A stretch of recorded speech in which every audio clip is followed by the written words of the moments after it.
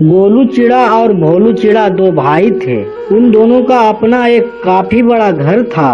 नीचे गोलू चिड़ा अपनी पत्नी टुनी चिड़िया के साथ रहता था और ऊपर भोलू चिड़ा अपनी पत्नी मीनू चिड़िया के साथ रहता था।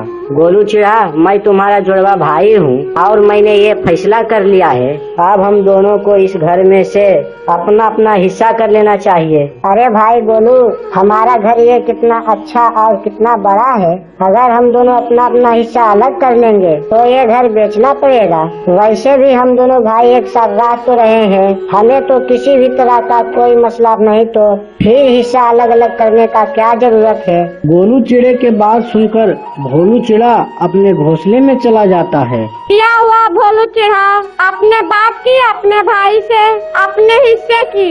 हाँ की थी मैंने गोलू चिड़े से अपने हिस्से की बात, परंतु वो ठीक ही कह रहा है। अगर हमें अपना अपना हिस्सा चाहिए तो हमें ये सुंदर सा घर बेचना पड़ेगा। हाँ भोलू चिड़ा, आप ठीक कह रहे हैं, परंतु भोलू चिड़े, मैं ये घर कभी नहीं छोड़ना चाहती, बल्कि मैं तो सोचती हूँ कि काश ये घर हमारा हो तो कितना अच्छा होता फिर। हाँ ऐसा हो सकता था। अगर गोलू चिड़ा मेरा भाई नहीं होता, मेरा बस चले तो मैं गोलू चिड़ा का उसका हिस्सा नहीं दूं।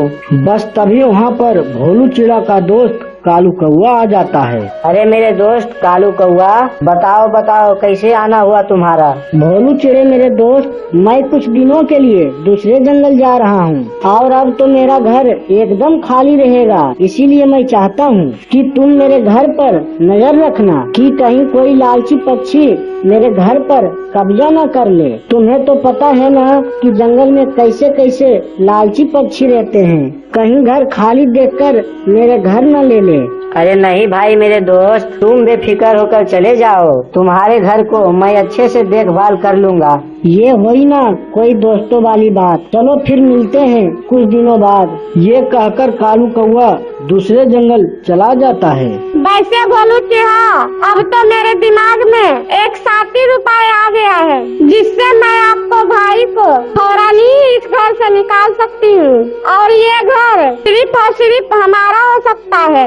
अच्छा बताओ भाई, आखिर ये पूरा घर सिर्फ और सिर्फ हमारा कैसे हो सकता है? उपाय ये है कि हम भोलू चिड़ा और टुन्नी चिड़िया के पास जाकर और उनसे कहते हैं कि हमने उनके लिए एक नया घर खरीदा है और ये घर हम उन्हें देना चाहते हैं। गोलू चिड़ा का परिवार उस घर में रहने चला जाएगा तो हम उन्हें कह देंगे कि आज के बाद गोलू चिड़ा का तुम्हारा इस घर से कोई ताल्लुक नहीं, ये घर सिर्फ और सिर्फ हमारा है अब। अरे पगली, लेकिन हम उन्हें दूसरा घर कहाँ से देंगे? हमारे पास तो इतने पैसे ही नहीं। पैसे नहीं है तो क्या हुआ, कालू कौआ का घर तो है ना। हम टुन्नी चिड़िया और गोलू चिड़ा से झूठ बोलकर कालू कौआ के घर दे देंगे। अरे लेकिन कालू कौआ वापस इस जंगल में आएगा तो वो टुन्नी चिड़िया और गोलू चिड़ा को अपने घर से निकाल देगा, तो फिर क्या करेंगे हम? टुन्नी चिड़िया और गोलू चिड़ा आकर हमें तंग करेंगे ना। अरे भाई, तब तक ये वाला घर बेचकर कहीं दूर चले जाएंगे और कोई अच्छा सा घर खरीद कर वहाँ पर रह रहे होंगे। फिर टुन्नी चिड़िया और गोलू चिड़ा हमें कभी नहीं ढूंढ पाएंगे, हम आराम से बड़े घर में रह रहे होंगे। अरे वाह वाह मेरी मीनू चिड़िया, अच्छा उपाय है तुम्हारा। अब तो ये उपाय जरूर आजमाना चाहिए। चलो चलो, फिर देरी किस बात की, जल्दी से चलते हैं टुन्नी चिड़िया और गोलू चिड़े के पास। फिर वो दोनों चले आते हैं अपने भाई के पास। मैंने तुम्हारे लिए एक दूसरा घर खरीदा है, आज के बाद तुम्हारा परिवार अब से उसी घर में रहेगा। अरे लेकिन भाई वो घर है किधर? अरे भाई वो पास के जंगल में कालू कौआ का घर है ना, मैंने कालू कौआ से ही घर खरीद लिया है। अब से तुम दोनों कालू कौए के घर में रहोगे। और हाँ टुन्नी चिड़िया, अब वही घर आप दोनों का है, इस घर से आज से आपका कोई भी ताल्लुक नहीं है।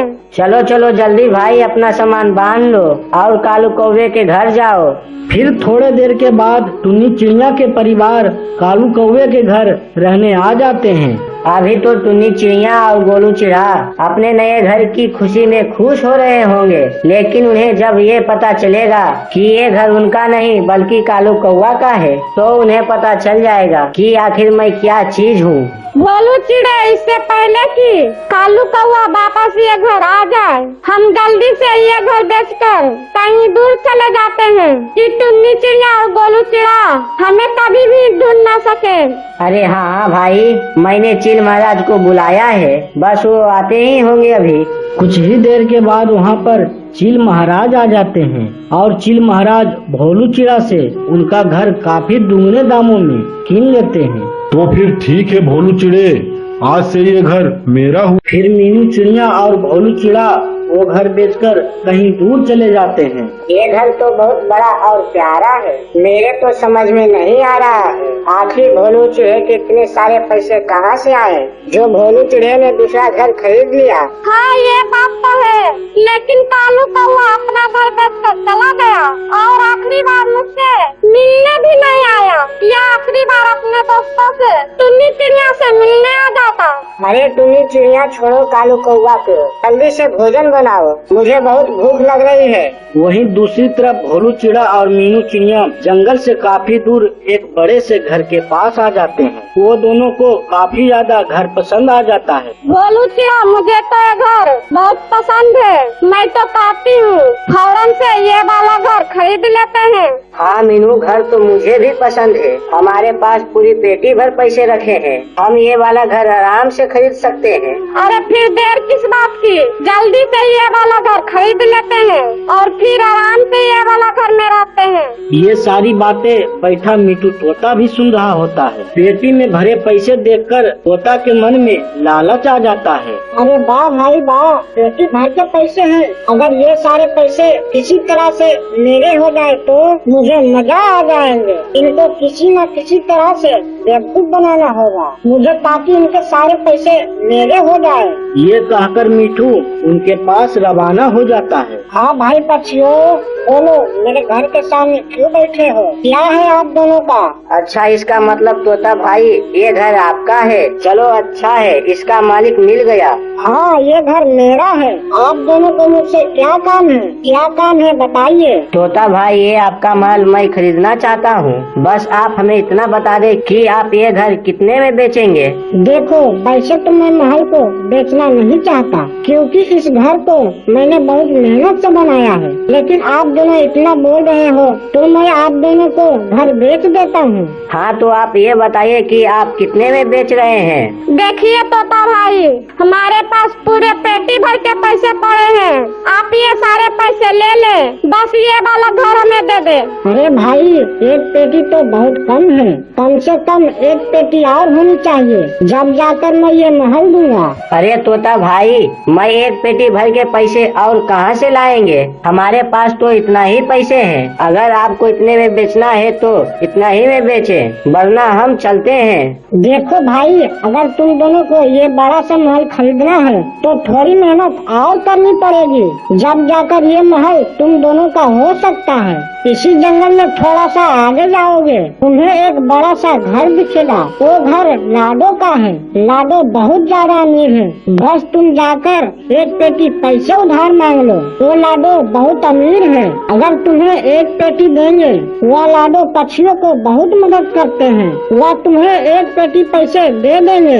अच्छा चलो ठीक है, मैं जाता हूँ, फिर लाडो के पास एक पेटी भर के पैसे मांगता हूँ। ये कहकर भोलू चिड़ा उस लाडो के पास चले जाते हैं। जब तोता मन ही मन कहता है, अरे वाह भाई वाह, इन पक्षियों को बड़ी ही आसानी से बेवकूफ बना रहा हूँ। अब इन दोनों को लूट कर फौरन जंगल छोड़कर चला जाऊंगा। दूसरी तरफ भोलू चिड़ा लाडो के पास आता है और लाडो से कहता है, लाडो बहन, मैं बहुत ज्यादा गरीब पक्षी हूँ, इसीलिए एक पेटी भर के पैसे उधार चाहिए। मैं आपके सारे पैसे जल्दी ही लौटा दूंगा। लेकिन चिड़ा, इतना ज्यादा पैसा क्या करोगे, ये तो बताओ। ओ लाडो बहन, मैं मैं अपने लिए एक घर खरीद रहा हूँ, बस इसीलिए एक पेटी भर के पैसे ले रहा हूँ। लेकिन आप चिंता मत करो, मैं आपके पैसे जल्द ही लौटा दूंगा। ठीक है भोलू चिड़ा, मैं तुम्हें एक पेटी भर पैसा उधार दे देती हूँ, लेकिन सिर्फ और सिर्फ तुमको 5 महीना का टाइम देती हूँ।